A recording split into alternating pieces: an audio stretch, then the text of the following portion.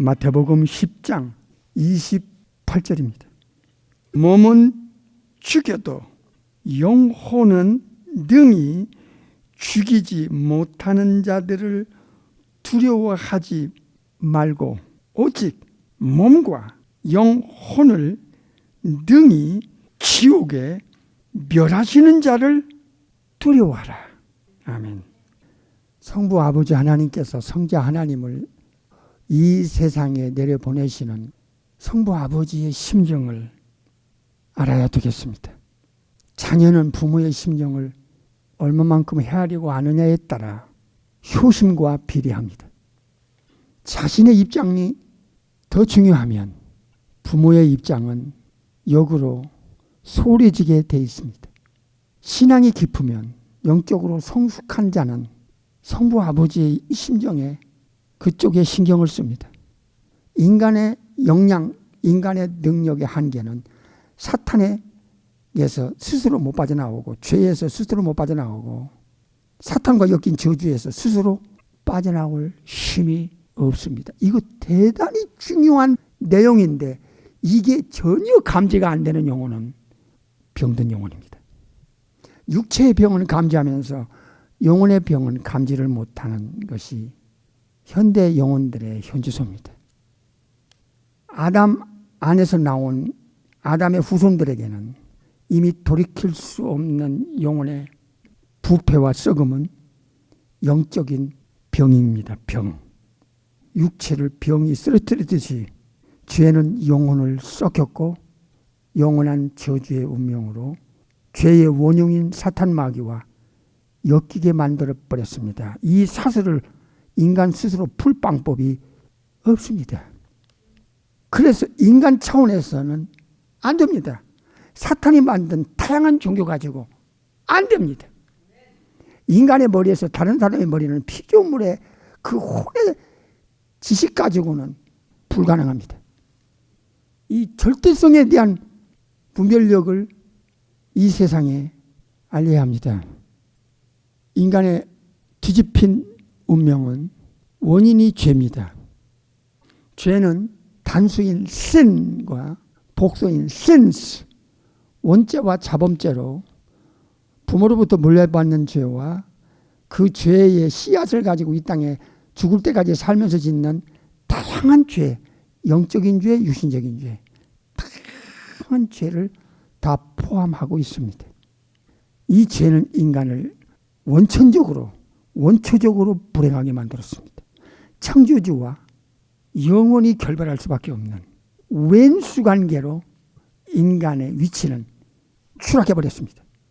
이것을 소위 타락이라고 했습니다. 타락. 이렇게 심각한 문제인데 세상에서는 들어볼 방법이 없습니다. 세상에서는 영혼의 진단을 할 수 있는 자격도 능력도 원천적으로 없습니다. 자신을 모른다는 거죠. 인간이 자신을 모르게끔 영적으로 죽여버린 그 존재가 있습니다. 에베소 2장 1절과 4절에 허물과 죄로 죽은, 이건 육체의 죽음이 아닙니다. 영혼의 영적 죽음입니다. 창조주에 대한 의식 자체가 없는 영혼 상태를 말합니다. 영계인식 불능자.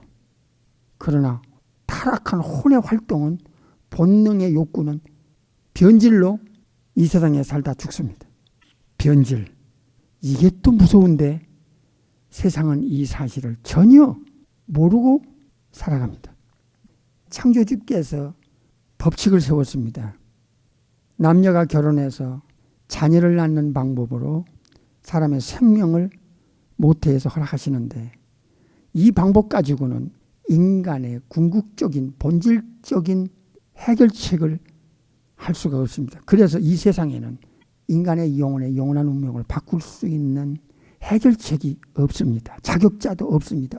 아담의 후손은 어느 시대 어떤 사람, 어떤 남녀노소 빈부귀천 쥐고와 유무식을 떠나 똑같은 위치입니다. 피조물의 수준에서는 불가능합니다. 거룩한 천사가 억만 명 이상의 한 영혼에게 달라붙어도 이 문제는 해결 못 해준다는 것을 세상은 모릅니다. 종교로 사람들은 사기당했습니다. 영적인 세계에 들어와서 영적인 소경이 다른 종교도 구원이 있다고 하는, 예수님 외에도 구원이 있다고 하는 이 망발은 예수님이 보낸 사람이 결코 아니오시다. 여기까지 분별이 안 되면 어찌하면 좋겠습니까? 성부 하나님은 성자 하나님을 인간과 접촉을 하고 인간이 진 죄를 해결하기 위해서는 영혼과 육체가 필요했습니다. 양성이 필요했습니다. 그래서 구세주의 자격에 맞아떨어지는 걸맞는 특단의 방법을 4천여 년 동안 알려주셨습니다. 창세기서부터 말라기까지 구체적으로 아담의 후손이 아닌 방법으로 육체의 아버지가 있으면 구세주의 자격이 안 됩니다. 그래서 여자의 후손이며 육체의 아버지가 없는 남자의 후손이 아닌 여자의 태만 빌려서 처녀가 잉태하여 아들을 낳게 하는 방법, 마태 1장에 거룩한 천사가 알려준 성령의 창조주 전능하신 하나님의 역사로 영혼과 육체를 창조하여 신성이 내려오는 그 신성과 결합시키는 양성의 이 조치가 아니면 죄 처리가 불가능합니다. 그러니까 예수님 아니면 예언의 그 정점에 있는 이사야 9장 6절에 The Mighty God, 전능하신 하나님의 그 신분을 가져야 되고 영존하시는 아버지의 신분을 가져야 되고 그리고 영원히 온 세상과 천국을 다스릴 수 있는 Prince of Peace, 평강의 왕으로서의 이 세 가지 신분을 갖되 한 아기로 태어나게 하시는 마리아 태에서부터 시작한 양성이 결합된 인카네이션이 될 때 성부 아버지께서 성자 하나님을 통하여 인간의 궁극적인 원초적인 문제, 죄 때문에 인간의 영혼이, 육체가, 영원한 운명이 다 망가져버린 이것을 원위치로 회복시키려면 죄 문제를 해결해야 되는 거예요. 첫째로 오리지널 실 원죄, 부모로부터 물려받는 죄, 그 다음에 자기가 살면서 짓는 죄, 영육 간의 죄를 한 방에 해결할 수 있는 유일한 솔루션, 해결책은 삼일체 중에 제2위에 전능하신 창조주 하나님의 그 신분과 그리고 아담 밖에서 여자의 유일한 후손으로 성령 하나님의 창조의 역사인 영과 육체를 창조하여 마리아태에서 결합하는 이 방법이 아니면 인간의 영혼을 원위치로 돌릴 수 있는 방법은 없습니다. 그래서 예수님이 아니면 인간의 영원한 운명의 문제는 해결할 길이, 방법이 이 세상엔 없습니다. 왜냐하면 성부 아버지와 죄인된 영혼 사이에 아버지께서 보낸 독생하신 하나님의 이 양성의 그 신분과 그리고 예수님께서 하신 그 역할이 아니면 인간의 영혼은 아버지가 받아줄 수도 없고 천국 데려갈 자격자도 없고 피조물의 수준에서는 불가능해요. 성부 아버지의 심정을 이해할 수 있는 영혼은 이건 성령님이 그 마음과 지성에서 워킹하는 영혼이 아니면 불가능합니다. 성부 아버지께서 보내신 성자 하나님이 천국에서부터 지구로 내려오셔야만 했던 예수님의 심정을 헤아릴 수 있는 영혼은 누구입니까? 아버지 품속에서 삼일체 중에 제2위의 전능자께서 창조주께서 빌립보서 2장 6절에 그는 근본 하나님의 본체시지만 하나님 자체시지만은 성부 아버지와 동등됨을 취할 것을 여기지 아니하시고 자신을 비우고 낮춰서 베들레헴에 인카네이션 하셔야 했는가. 신앙이 철이 들면요 예수님의 심정을 헤아리려는 의식이 들어갑니다. 예수님께로부터 뭘 자기 원하는 걸 받아내려고 하는 정도. 예수님의 중요성도 몰라. 하나님만 얘기해. 기도할 때, 식사할 때 예수님 이름으로 기도합니다 정도밖에 몰라. 이건요 배도하게 만드는 위험한 발상입니다. 천사들의 심정을 한 번쯤은 생각할 필요가 있습니다. 천사들은 예수님을 증거하기 위하여 보내진 존재들이었습니다. 누가복음 2장 11절 오늘날 다윗의 동네에 너희를 위하여, 인간들을 위하여 구주가 나섰다. 구주는 구세주입니다. 구원자라 그 말입니다. 구원을 주실 분을 가리킵니다. 베들레헴에 탄생해야만 됩니다. 창세기 3장 15절에서부터 말라기 4장 1절 이하에 이르기까지 완전한 구세주에 대한 예언이 100% 성취되어야만 하는 대상만이 구세주입니다. 육신의 아버지가 있으면 이건 가짜요 사기꾼입니다. 성령의 잉태로 육신의 아버지가 없이 태어나야 됩니다. 이 땅에 내려오시기 전에는 삼일체 중에 제2위에 전능하신 창조주 하나님이셔야 됩니다. 5가지 절대적 속성, 전지전능 무소부재 편재 영원, 그리고 완전한 거룩, 완전한 아가페 사랑, 완전한 공의로우셔야 됩니다. 8가지를 가지시고 성령의 잉태로 육신의 아버지가 없이 여자의 후손으로 태어나 천국에서 내려오시는 양성을 가지셔야 됩니다. 장소는 성령의 잉태를 통해서 베들레헴에 탄생한 분만이 구세주입니다. 여기서 소테르라고 하는 세비어는 거룩한 천사가 알려줬듯이 마태 1장에 임마누엘, 천국에서 내려오시는 구세주는 하나님이 내려와서 인간 세계에서 인간과 함께 계실 수 있는 자격자여야 됩니다. 진짜 창조주 전능하신 엘로힘 중에 2위 되시는 분만이 임마누엘입니다. 그래서 구세주는 2가지 이름을 갖고 계세요. 하나는 예수 그리스도라는 이름과 임마누엘은 2가지 이름을 가지셔야만 구세주가 됩니다. 크라이스트. 그리고 3번째는 주라고 그랬습니다. 창조주가 아니면 모든 것을 만드신, 인간을 만드신, 천사들을 만드신, 눈에 들어오는 모든 것, 밤에 수억 이상의 별들, 이 모든 것을 창조한 분만이 주인입니다. 그래서 주시라 했는데 주, 한국말 주여라는 단어를 분명히 이걸 설명을 해줘야 됩니다. 성자 예수님의 심정을 헤아릴 수 있는 영혼은 누구입니까? 한 번 죽는 것은 사람에게 정해놨어요. 죄 때문에.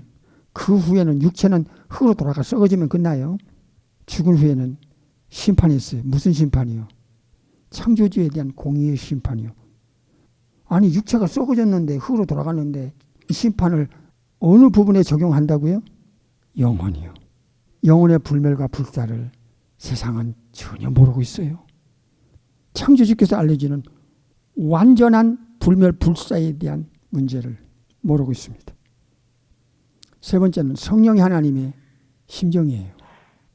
로마서 8장에는 예수님을 믿는 영혼 속에 들어간 성령의 하나님은 그 영혼을 보고 탄식하시면서 영혼 안에서 아버지께 간구한다 하셨습니다.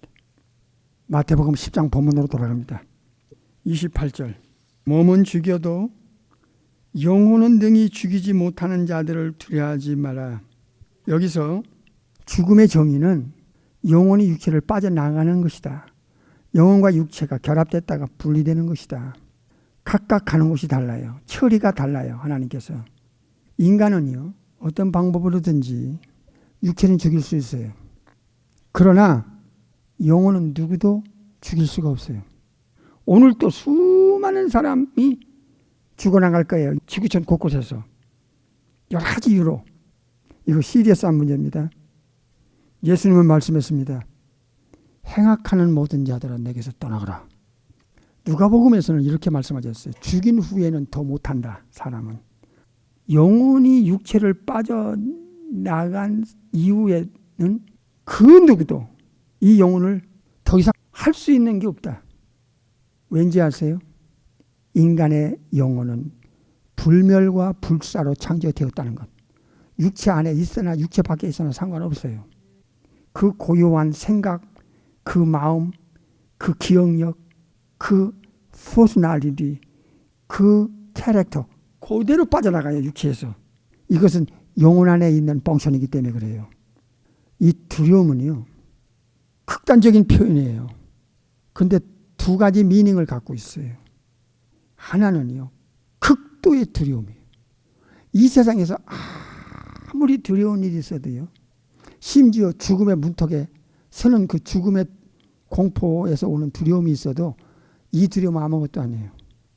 지옥에 떨어지는 순간부터, 그 불에 닿는 순간부터 당할 이 극도의 두려움은 이 세상에 무엇하고도 비교 자체를 할 수가 없어요.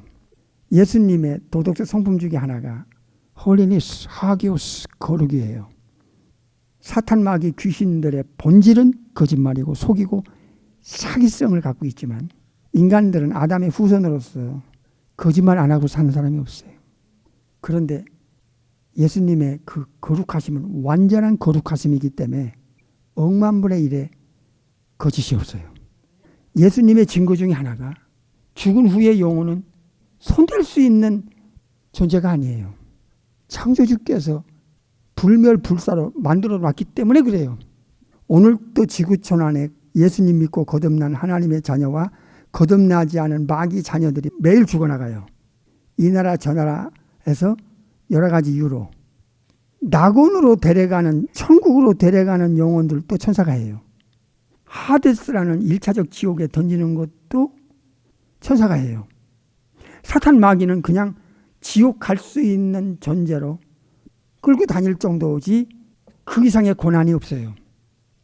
그래서 거룩한 천사들은요, 육체에서 영혼이 빠져나갈 때 구원받은 예수님을 믿는, 예수님이 인정하는 영혼은 예수님이 명령대로 천국으로 끌어올려요.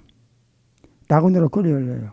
그러나 예수님을 믿지 않는 영혼, 유대인들처럼 하나님만 믿어요 하는 자들, 예수님을 거치지 않으면 아버지께로 갈 자도 없고 천국에 데려갈 자가 없어요. 그래서 지옥 보내는 그 집행관도 천사들이에요. 거룩한 천사들. 사탄도 이제는 천사들에 의해서 무저갱에 감금하고요, 지옥에 던져버려요.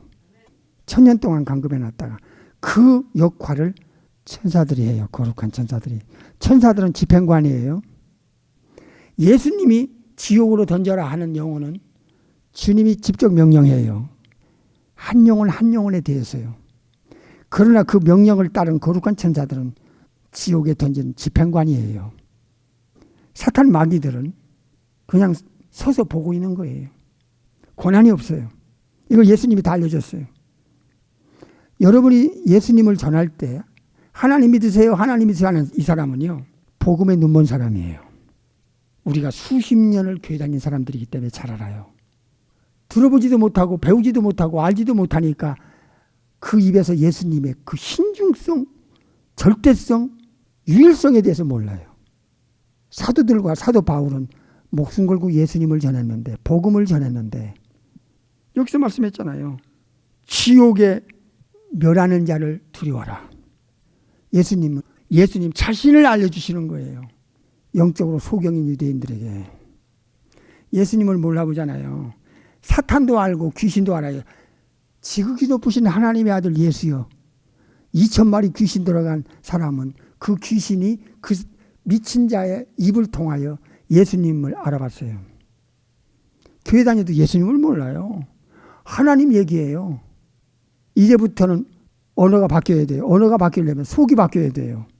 예수님과 자기 영혼의 커넥션, 갈라디아 2장 20절에 안 되면 입에서 예수님이 안 나와요.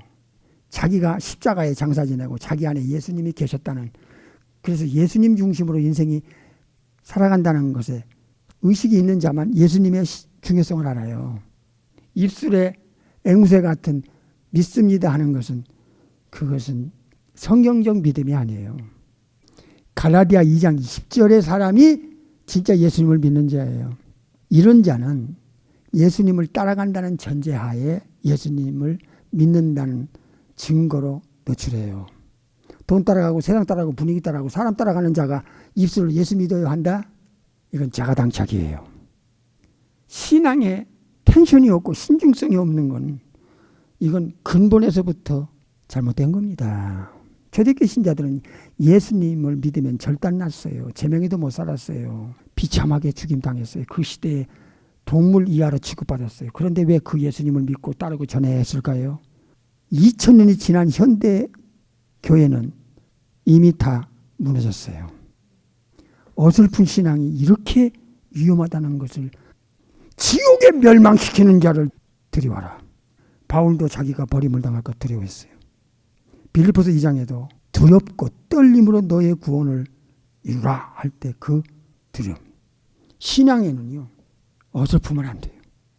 근데 또 하나의 미닝이 있어요. 이 두려움이라는 단어 안에 극도의 존경심, 극도의 존경심. 이건 만들어진 피조물이 자기를 만드신 창조주에 대한 극도의 경외심을 가지라는 거예요. 이게 바로 경외신앙이에요. 노아가 경외신앙 가졌고, 아브라함이 경외신앙을 가졌고, 다윗이 경외신앙을 가졌고, 에녹이 경외신앙을 가졌다고 성경에 다 기록했어요. 그리고 사도행전 10장에 고넬료, 이탈리아 사람인 군대 백부장인 이탈리아의 고넬료도 경외신앙을 가졌다고 알려졌어요. 여러분의 영혼을 들여다보세요. 그 우주의 재판장, 그분을 두려워하라는 거예요. 이 삼일체 하나님에 대한 극도의 두려움의 끝은 어디냐? 경외신앙이에요. 최고의 존경심. 이게 경외신앙이라 그 말이에요. 근데 현대 교인들에게, 여러분에게 이게 있어요? 신앙생활 얼마나 우습게 합니까? 자기가 자기에 대한 자가진단을 못하는 영혼은요, 영적인 사람 아닙니다. 예수님은 여기서 이 말씀하셨어요. 지옥이라고 하는 실질적인 듀엘링, 장소를요. 이 지옥은 예비됐다고 분명히 마태 25장에서 알려주셨어요. 없는 지옥을 이렇게 말씀하실 예수님이세요? 삼일체 중에 제위에 전능하신 창조주 독생자 하나님께서 지옥에 던져넣는 권세자를 두려워하기커녕 이런 말씀을 거부하고 능멸하는 자는 누굽니까? 그 영혼은 천국에서 삼일체를 정확하게 알고 명령에 순종 복종하는 거룩한 천사들은 인간의 구원에 있어서 대단히 바쁘게 활동해요. 아가페 사랑은 무제한이에요. 사랑의 그 끝이 없어요. 이해 득실이나 이해 타산이 없는 사랑이에요. 계산하지 않아요.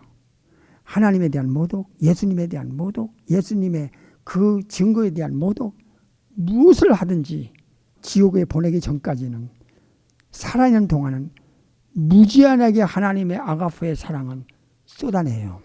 성부, 성자, 성령, 삼일체 하나님의 아가페의 사랑은요. 그러나 잘 들으세요.